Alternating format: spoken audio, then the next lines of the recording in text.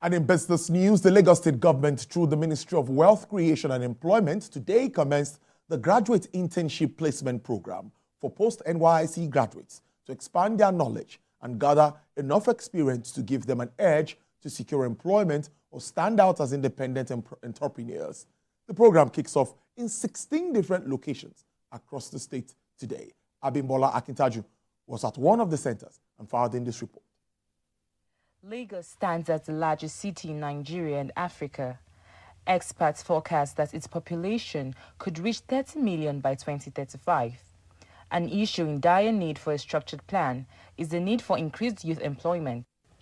Some identified reasons for unemployment are lack of job opportunities, which takes 21%, insufficient qualifications, 13%, and economic downturn, 10%. To reduce the level of unemployment in the Center of Excellence, Governor Babajide Sanwo-Olu's administration, through the Ministry of Wealth Creation and Employment, in collaboration with Intermark Consulting and other private sector players, have flagged off this graduate internship placement program. It's about bridging the gap between education and employment.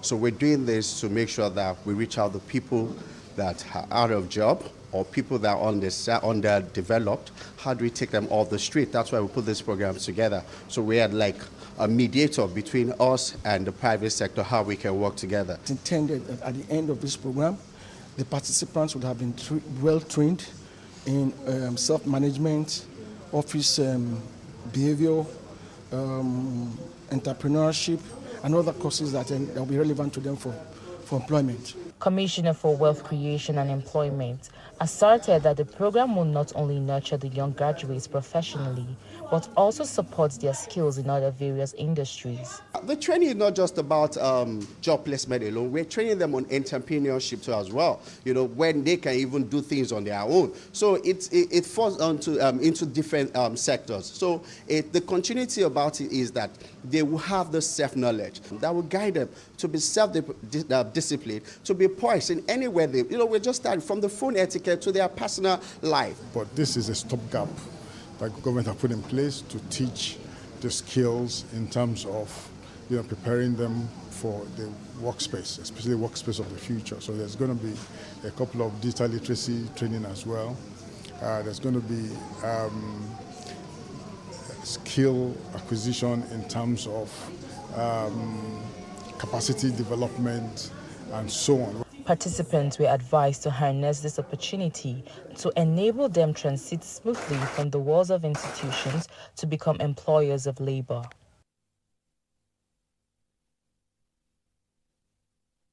And to foster a more inclusive and equitable society, women directors have advocated policies to promote gender equality as well as robust frameworks to leverage opportunities in emerging technologies.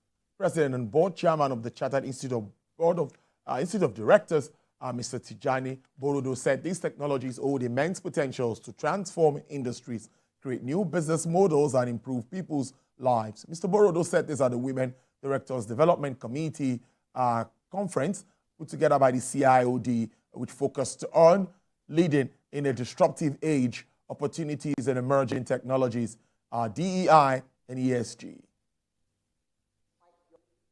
Technology, artificial intelligence, it's amazing that we hear the concepts, but how are we applying them? And today is about applying it as a woman, especially on a board. ESG, which is now so important, how are we imbibing it in our businesses, on boards, even in ourselves? Every board must be sensitive to the selection of the mix of board. And not just in terms of gender diversity, but also background, disabled people, people who have come from diverse and different backgrounds, but more importantly, creating equity for women who are oftentimes not having all of the opportunities to be represented on boards. There's this bias against women over the years, but what we are saying in the Chartered Institute of Directors is that, look, women are as good as men on boards, and in fact, even better on boards. So it's a question of this gender parity. We're trying to make everybody understand that we must give women their right place on our boards, on our companies.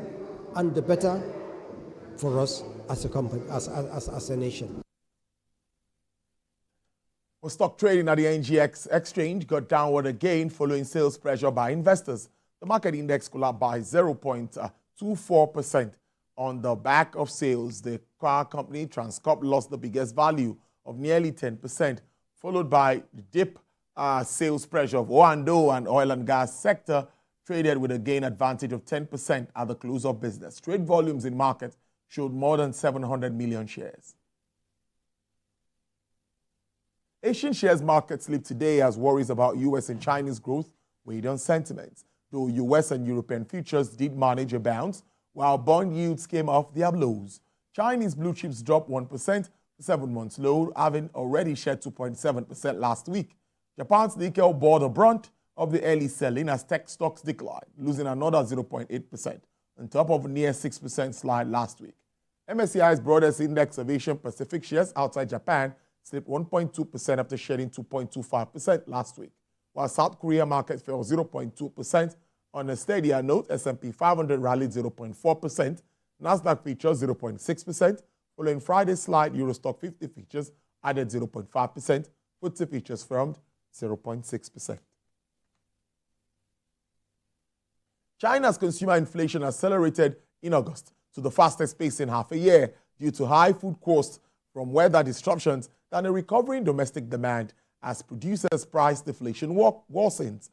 This is mounting pressure on the world's second-largest economy to roll out more policies amid a prolonged housing downturn, persistent joblessness, debt woes, and rising trade tensions. Latest data from the NBS reveals that the consumer price index rose 0.6% on a year-on-year compared to 0.5%. Food prices jumped 2.8% from an unchanged outcome in July, while non-food inflation was 0.2%, easing from 0.7% in July.